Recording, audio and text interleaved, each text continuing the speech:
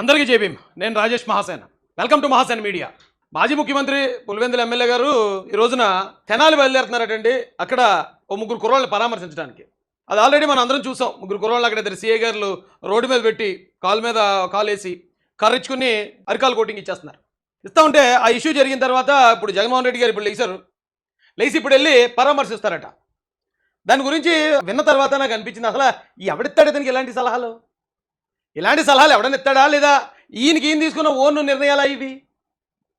ఇప్పుడు ముగ్గురు కుర్రోళ్ళు కొట్టారండి. ఇప్పుడు చాలామంది ఎవరు హర్ష్ కుమార్ ఒకరు ఇంకొకరు దళితుల మీద దాడులు జరిగిపోతున్నాయి, దళిత కుర్రోళ్ళను కొట్టారు, దళిత కుర్రోడు తిరుపతిలో జేమ్స్ని కొట్టారు, ఇక్కడ దళిత కుర్రోళ్ళని పోలీసులు కొట్టారు అన్నారే.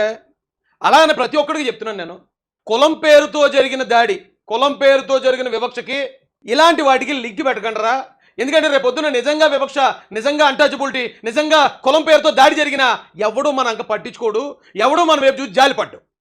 ప్రతి అడ్డమైన దాన్ని తీసుకెళ్ళి కులానికి ఆపాదిస్తే అలా సిగ్గు ఎక్కువ ఉందా? ఈ జేమ్స్ విషయం కానీ లేదా ఇప్పుడు తెనాలి విషయం కానీ కులానికి ఆపాదించే పనికి మళ్ళీ ఎదవలకి మీకు అసలు సిగ్గు ఎక్కువ ఉందా అని అడుగుతున్నాను నేను. దీన్ని దళితుల మీద దాడిగా చిత్రీకరించే పనికి మళ్ళీ ఎదవలు ఎవడైతే ఉన్నాడో మీకు అసలు బుద్ధి జ్ఞానం ఉందా అని అడుగుతున్నాను. అక్కడ తిరుపతిలో జేమ్స్ని కొట్టారు, ఏదో రౌడీ చోటలు వాళ్ళ సొంత గొడవలు ఉన్నాయి, కొట్టడం తప్పే, ఖండిస్తున్నాను నేను. కానీ ఒక జేమ్స్నే కొట్టలేదు, అక్కడ ఇంకో రెడ్డి కుర్రోడు ఉన్నాడట, ఆ రెడ్డిని కూడా కొట్టారు. మరి కులం పేరుతో దాడి జరిగితే కేవలం దళితుడి మీద జరగాలి కదా, మరి ఇంకో రెడ్డిని ఎందుకు కొట్టారు? మరి రెడ్డిని ఏ కారణంగా కొట్టారు? కుల వివక్షాది దోల గొడవలు ఏ ఉంటాయి, కుర్రోళ్ళకి కొట్టుకున్నప్పుడు ఎవడైతే కొట్టాడో, చట్టాన్ని ఎవడైతే చేతిలో తీసుకున్నాడో అని తీసుకెళ్ళి బొక్కలేస్తుంది గవర్నమెంట్. అంతేగాని ఎవడో ఎక్కడ కొట్టుకుంటే దాన్ని తీసుకొచ్చి కులానికి ఆపాదించి ఈ కులం మీద ఇప్పుడు గవర్నమెంట్ దాడి చేస్తుందని ఇలాంటి పబ్లిక్గా స్టేట్మెంట్ ఇచ్చే పనికి మళ్ళీ పొగడిగాళ్ళకి చెప్తున్నాను నేను. కులాన్ని ఎందుకు గవర్నమెంట్కి యాంటీ చేస్తారు? దళితులందరికీ ఇలాగే ఉంటారని చెప్పి దళితులందరినీ కూడా సమాజాన్ని దూరం చేస్తారు కదా వాళ్ళారా. ఇప్పుడు ఈ తెనాలిలో ముగ్గురు కుర్రోళ్ళు ఉన్నారు, ముగ్గురు కుర్రోళ్ళని పోలీసులు కొడితే దాన్ని కులానికి ఆపాదిస్తున్నారు. మరి అక్కడ ముస్లిం కుర్రోడు ఉన్నాడు, ఆ ముస్లిం కుర్రోడితో పాటు ఇప్పుడు ఈ కుర్రోళ్ళు ఏమన్నా వాళ్ళు ఏదైనా కాలేజీలో చదువుకుంటూ ఉంటే ఎరా మా పక్కన కూర్చున్నవేని కొట్టలేదు, లేదా వాళ్ళు వీధుల్లోంచి వెళ్తుంటే ఎరా మా అగ్రవర్ణాలు వీధుల్లోంచి వెళ్తామేటని కొట్టలేదు. ఏదో కానిస్టేబుల్ మీద తిరగబడ్డారన్నారు పోలీసు వాళ్ళు. అక్కడ వాళ్ళ ముగ్గురిని కూర్చోబెట్టి పబ్లిక్గా కొట్టడం అనేది 100% తప్పని నేను నిన్నే ఖండించాను. కానీ దాన్ని తీసుకొచ్చి కులానికి ఆపాదిస్తారట్రా. ఇప్పుడు ఆ కుర్రోళ్ళు ఎవరు, వాళ్ళ ముగ్గురు ఎవరు? ఎంఎస్ రాజు గారు ఈ రోజున వీటిలో అక్రమ మద్యం టీడీపీ ఆఫీసులో మీరు ప్రెస్ మీట్ పెట్టి చెప్పారు సార్, వినండి. ఇతని మీద మొత్తం 9 కేసులు ఉన్నాయి. వీటిలో అక్రమ మద్యం, దొంగతనం, కిడ్నాప్, ఫోర్జరీ, దాడులు, హత్యాయత్నం కేసులు. దోమ రాకేష్ యువతి వేధింపులు, కిడ్నాప్, దొంగతనం, దాడులు, హత్యాయత్నం కేసులు ఉన్నాయి. కరీముల్ అటెంప్ట్ మర్డర్ కేసులు ఉన్నాయట, రౌడీ షీట్లు ఉన్నాయట. ఆ కుర్రోళ్ళు కొంచెం అల్లర్జల్లరుగా తిరుగుతున్నట్టున్నారు. ఆ కానిస్టేబుల్తో ఏదో గొడవ అయిందంట. గొడవలో వీళ్ళు తప్పు ఉందా లేదని పక్కన పెడతాం. గొడవ జరిగింది, పోలీసులకి వాళ్ళకి మిస్కమ్యూనికేషన్ వచ్చింది, వీళ్ళు కంటిన్యూగా నేరాలు చేస్తున్నారు కాబట్టి వీళ్ళని పబ్లిక్గా శిక్షిస్తే మరొకటి ఎవడు ఎలా చేయకూడదని వాళ్ళు భావించి ఉండొచ్చు. కానీ అది తప్పు. నువ్వు శిక్షించాలంటే అసలు కొట్టే హక్కు పోలీసులకి ఇవ్వలేదు, పోలీస్ స్టేషన్లో కొట్టే హక్కు ఇవ్వలేదంటే రోడ్డు మీద ఎందుకు కొట్టారు? మరి ఎందుకు కొట్టారో ఆ ఎస్ఐలకి సీఎల్కి వాళ్ళకే తెలియాలి. అది తప్పే అక్కడ దాకా. కానీ దాన్ని తీసుకొచ్చి కులానికి ఆపాదించి ఆ కులం మీద దాడి జరిగేస్తుంది, ఆ కులం మీద దాడి చేయించేది చంద్రబాబు నాయుడు గారు, లోకేష్ గారు అని అలా వాగుతున్నారేట్రా బాబు, నాకు అర్థం కాదు. నేను జగన్మోహన్ రెడ్డి గారు కూడా చెప్తున్నాను, ఏంటండి మీరు వెళ్ళి పరామర్శించి ఏం చేస్తారు? ఇప్పుడు ఒకవేళ నిజంగా పబ్లిక్గా కొట్టడం అనేది ఒకటే తప్పు అయితే దానికి తగ్గట్టు చట్టపరమైన చర్యలు ఏమైనా తీసుకోవచ్చు. అంతే తప్ప దాన్ని కులాలకి మతాలకు ఆపాదించేసి దాన్ని రాజకీయం చేద్దాం, గవర్నమెంట్కి యాంటీ చేద్దాం ఎలా కుదురుతుంది? గతంలో మీరు 5 సంవత్సరాలు మీరు అధికారంలో ఉన్నప్పుడే ఇలాంటి ఎన్నో క్రియేట్ చేయబోయారు, బొక్క బోర్లో పడ్డారు. అయినా ఇంకా మనకు బుద్ధి రాకపోతే ఇక ఎవడు చెప్తాడండి? ఈ విషయాలకి కులానికి సంబంధం లేదండి. అది కులం మీద జరిగే దాడి కాదు. కులం మీద జరిగే దాడి ఏంటంటే ఇది. మీరు చూడండి ఒకసారి ఈ పోస్టర్ని. వీధి సుబ్రహ్మణ్యం అమాయకుడు, ఆడి మీద ఏం కేసులు లేవు, ఆడు రౌడీ షీటర్ కాదు, ఆడు ఎవరిని వేధించలేదు, దొంగసార కేసులు లేవు అతని మీద. అమాయకుడు, డ్రైవింగ్ చేసుకుంటూ కుటుంబాన్ని పోషించుకుంటున్న వ్యక్తి. అలాంటి వ్యక్తిని చంపేసి డెడ్ బాడీ తీసుకెళ్ళి డోర్ డెలివరీ చేశాడు వైసీపీ ఎమ్మెల్సీ. అతని మీద ఏ చర్యలు లేవు జగన్మోహన్ రెడ్డి గారు. కనీసం అతని సస్పెన్షన్ అన్నాడు, కానీ పక్కన కూర్చోబెట్టుకుని భుజం మీద వేసుకున్నాడు. చెయ్యి సస్పెండ్ చేయలేదు, ఏదైతే ఎమ్మెల్సీ పదం ఉందో దాన్ని బర్తరఫ్ చేయలేదు, ఏమీ చేయలేదు. కనీసం ఈ అమాయకుడైన సుబ్రహ్మణ్యాన్ని, ఆ కుటుంబాన్ని, ఆ గర్భిణీ స్త్రీ అయిన వాళ్ళ భార్యని పరామర్శించడానికి వచ్చారా జగన్ గారు? మీరు వాళ్ళు పరామర్శించారా మీరు? మరి ఇప్పుడు కొత్తగా వచ్చేసింది ప్రేమ అండి. ఆయన ఒకటే కాదు, ఇంకో డాక్టర్ సుధాకర్ గారు అమాయకుడు, అతని మీద కేసులు లేవు, అతను నేరస్తుడు కాదు, అతను రౌడీ షీటర్ కాదు, అతను తీసుకెళ్ళి ఈడ్ చేసి కూడా చంపారు మీ పార్టీ వాళ్ళు. మీరు ఎందుకు పరామర్శించలేదండి వేళ? ఇప్పుడు ఈ రోజున ఏదో కుర్రోళ్ళు ఒకవేళ అల్లరి చిల్లరగా తిరిగారు, ముగ్గురు కుర్రోళ్ళు, గంజాయి మత్తులు తిరిగే కుర్రోళ్ళు, లేకపోతే ఇంకోటి ఏదో గొడవల మీద తిరుగుతున్న కుర్రోళ్ళు. ఒకప్పుడు నేను అలా తిరుగునుండే, నేనేం గొప్ప చెప్పుకోవట్లే. ఆ వయసులో అలా తిరిగేటప్పుడు పోలీసులు వాళ్ళని కంట్రోల్ చేయాలి. పబ్లిక్గా కొట్టడం అనేది తప్పే, అయినా కూడా పోలీసులే వాళ్ళని దారిలో పెట్టాలి. దారిలో పెట్టే ప్రయత్నంలో కొంచెం అత్యుత్సాహం చూపించారు పోలీసు. అక్కడ నేరస్తులు నేరాలు చేస్తున్నారు, కంటిన్యూగా నేరాలు చేస్తున్నారు. 9 కేసులు 8 కేసులు ఉన్నాయి వాళ్ళ మీద. పీడీ యాక్ట్ పెట్టి జైల్లో పెడతారు. అసలు కంటిన్యూగా నేరాలు చేసే వాళ్ళు పీడీ యాక్ట్ పెట్టి సంవత్సరం పాటు జైల్లో పెట్టేస్తారు. లోపల స్టేషన్లో ఇంకా గట్టి కొట్టే కేసులు కూడా ఉంటాయి. దానికి జగన్ గారు వెళ్ళటం, దాన్ని రాజకీయం చేయటం, దాన్ని కులాల వైపు తిప్పేయటం ఏంటండి? దరిద్రం ఏంటండి? మరి వీళ్ళందరూ ఎందుకు పరామర్శించలేదు మీరు? జనపల్ శ్రీను అంటే అసలు కోడికత్తో పొడిచింది మిమ్మల్ని చంపడానికి కాదని మీకు తెలుసు. వాళ్ళ అమ్మ వాళ్ళ నాన్న ఇద్దరు ముసలోళ్ళు, రేపు మాప పోయేలాగా ఉన్నారని తెలుసు. సంపాదించే కొడుకు ఒక్కడేని తెలుసు.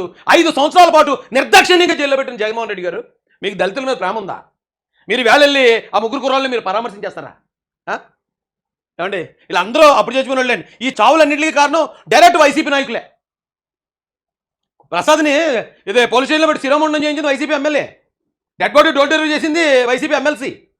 వివేకానంద రెడ్డి గారిని చంపేసింది వైసీపీ ఎంపీ. ఏమంటే ఇప్పుడు మీరు ఏవో చూపిస్తున్నారు తూతు మంత్రం గొడవలో. తెనాల్లో కుర్రోలు కొట్టిన కేసులో ఎవరైనా టీడీపీ నాయకుడు ఎవరైనా ఇన్వాల్వ్ అయ్యి ఉన్నాడా? కనీసం కార్పొరేటర్ని చూపించండి, ఓ వార్డు మెంబర్ ఇన్వాల్వ్ అయ్యి ఉన్నాడని ఆధారం చూపించండి. అరే తెలుగుదేశం పార్టీ నిజంగా దాడి చేస్తుందని నమ్ముతాం. ఆ జేమ్స్ విషయంలో ఎవరైనా తెలుగుదేశం నాయకులు ఉన్నారా? ఇప్పుడు దాకా జరిగిన మీరు ఏదైతే పోతద్దాల్లో పెట్టి చూపించాలనుకుంటున్నారో, ఇప్పుడు జగన్మోహన్ రెడ్డి గారు ప్రవీణ్ పగడాలను పరామర్శించడానికి వెళ్దాం అనుకున్నారు అప్పట్లో. కానీ అది యాక్సిడెంట్ అని తెలుసు కదా ఆయనకి. అబ్బాయి యాక్సిడెంట్ కేసుని మనం హత్యని తిప్పితే మనం బ్యాడ్ అయిపోతారు బాబు అని వెళ్ళలేదు. మల్లం కూడా వెళ్దాం అనుకున్నారు ఆయన. కానీ మల్లంలో వాళ్ళిద్దరూ ఆ ఎస్సీలో అక్కడ ఉన్న ఓసీలు కాంప్రమైజ్ అయిపోయారు. వెంటనే కాంప్రమైజ్ అంటే గంటలో కాంప్రమైజ్ అయిపోయారు. వాళ్ళు గంటే అయ్యింది, ఆ గంటలో వాళ్ళు కాంప్రమైజ్ అయిపోయారు. అబ్బాయి మనం వెళ్తే మన స్థాయికి దాన్ని రెచ్చగొట్టడానికి మనకి వర్కౌట్ అవ్వదు. ఇలా చాలా విషయాలు ఆయన రాలేదు. అప్పుడన్నా అర్థం చేసుకోవాలి, అవన్నీ కూడా ఫేక్గా క్రియేట్ చేయబడుతున్నాయి. ఇప్పుడు ఈవేళ ఈ 3 కుర్రోళ్ళ దగ్గరికి వెళ్ళిపోతున్నాడు ఆయన.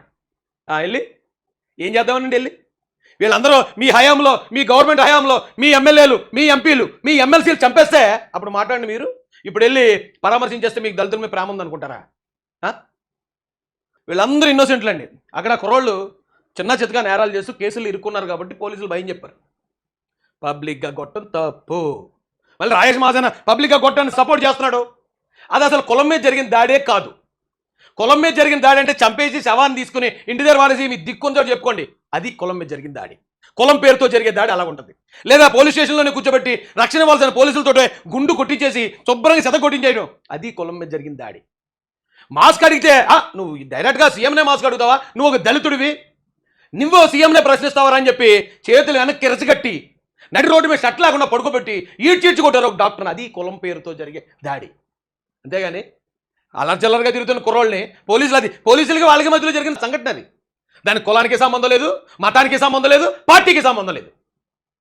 ఎంతకాలం ఇలాంటి రెచ్చగొడతారండి మీరు? కానీ సిగ్గు అనిపించట్లేదండి బాబు మీకు. ఏమండి ఇక్కడ చంద్రబాబు నాయుడు గారు ఏం చేస్తున్నారండి ఈ టైంలో? సిఏఏ అని చెప్పి అత్యంత ప్రతిష్టాత్మకమైన ఆర్గనైజేషన్, వాళ్ళు చంద్రబాబు నాయుడు గారికి ఆహ్వానం పలికారట. ఎందుకంటే ఈయన పారిశ్రామికవేత్తలు ప్రోత్సహిస్తాడు, రాష్ట్రానికి పరిశ్రమలు తీసుకొస్తాడు, డెవలప్మెంట్ కోసం ఆలోచిస్తూ ఉంటాడు. మన ఆంధ్రప్రదేశ్ ముఖ్యమంత్రి అంత ఖ్యాతి గడిస్తూ ఉంటే అది ఆనందించడం పోయి ఆయన మీద విమర్శలా. ఈయన ఎవరో బిల్ గేట్స్ గారితో ఈయనేమో మీటింగులు పెట్టి ఆంధ్రప్రదేశ్కి మాకు ఏం కావాలి, ఎలాంటివి కావాలని ఈయనేమో పెద్ద పెద్ద ఆ పారిశ్రామికవేత్తలుగా పెమసాని చంద్రశేఖర్ గారు ఉన్నారు అక్కడ. ఇలాంటి పారిశ్రామికవేత్తలతో అందరితో ఉండి ఈ రాష్ట్రానికి ఏం మేలు చేయాలి అని అహర్నిశలు ఆయన కష్టపడుతున్నాడు. ఏమండి చూడండి. Visionary, very clear, very simply put, very purposeful, and every line of what you said had a lot of substance in it. And the 90s was one example, but I can say it today. When we speak about, during this seminar, people have been speaking about ease of doing business, you're talking of speed of doing business. During this seminar, there was a talk about public-private partnership, you're talking of P4. During this seminar, there was a talk about AI. The first time, Quantum Valley came in here. So you're truly ahead of your time. It's very inspiring. I must also share with you that in the business circles, we don't refer to you as Honorable Chief Minister. We refer to you as the Honorable Chief Executive of Andhra Pradesh. Honorable Chief. ఎలాంటి వ్యక్తులు ఆయన పొగుడుతున్నారు చూడండి. వాళ్ళు ఏమో రాజకీయాలకు సంబంధించిన వాళ్ళు కాదు. రాజకీయాలకు ఏ సంబంధం లేని పారిశ్రామికవేత్తలు అలాంటి మీటింగ్స్లో ఆయన కూర్చోబెట్టి ఆయన అప్రిషియేట్ చేస్తూ అంతమంది చప్పట్లతో ఆయన్ని ఉత్సాహపరుస్తున్నారు. మన సీఎం గారేమో ఇలాంటి పనులు చేస్తామంటే జగన్మోహన్ రెడ్డి గారు ప్రతిపక్ష నాయకుడు ఏం చేస్తారు? ఇలాంటి వెళ్ళి చిన్న చితక గొడవలు తీసుకొచ్చి వాటిని కులాలకు ఆపాదించి కులాల నుంచి మళ్ళీ గవర్నమెంట్కి ఆపాదించి గవర్నమెంట్ నుంచి రెడ్ బుక్ ఆపాదించి ఇప్పుడు ఏదో క్రియేట్ చేసేయాలి ఇక్కడ. ఇదేం పని అండి? ఇంకా ఎంతకాలం సార్ ఇలాంటి రాజకీయం? జగన్మోహన్ రెడ్డి గారు ఈవేళ మీరు వెళ్ళిపోయి వాళ్ళ ముగ్గురిని పరామర్శించేస్తే బాబా దళితుల మీద మీరు ఎంతో ఉన్నతంగా ఆలోచించేశారు, తీసుకొస్తారు, దళితుల మీద ప్రేమ కురిపించేస్తారు ఎవడు అనుకోడండి. ఎందుకంటే గతం మిగిల్చిన గాయాలు ఈ రాష్ట్రంలో ఇంకా ఎస్సీలు ఎవరూ మర్చిపోలేదు. అలాగే మీ పెయిడ్ ఆర్టిస్టులు తోలుబొమ్మగా ఉన్నారు కొంతమంది. ఎక్కడ ఏది జరిగినా దాన్ని కులం మీద దాడిగా చిత్రీకరించి లేకపోతే ఒక యాక్సిడెంట్ ఏమో మతం మీద దాడిగా చిత్రీకరించడం ట్రై చేశారు. ఇప్పుడు ఇలాంటి విషయాలు లోకల్ గొడవలనేమో కులం మీద దాడిగా చిత్రీకరించి దాన్ని మళ్ళీ పార్టీకి అంటగట్టి తెలుగుదేశం పార్టీకి ఏదో బదనాం చేద్దామని చూస్తే వెంట్రుకు కూడా పేకలేరు, వెంట్రుకు కూడా ఫరక్ పడదు మాకు. ఎందుకంటే ప్రజలందరూ చాలా క్లారిటీతో ఉన్నారు. వాస్తవాలు మేము ఆధారాలతో ఎప్పటికప్పుడు చూపిస్తూ ఉంటాం, వాళ్ళు అర్థం చేసుకుంటారు. మీరు ఏది చేసినా బొక్కబోర్ల పడటమే. రేపు వచ్చే ఎలక్షన్గా 11 తెలియదు చూసుకోండి. జై భీమ్, జై భారత్, జై జయ మహాసేన, జై తెలుగుదేశం, జై చంద్రబాబు, జై జయ లోకేష్ అన్న.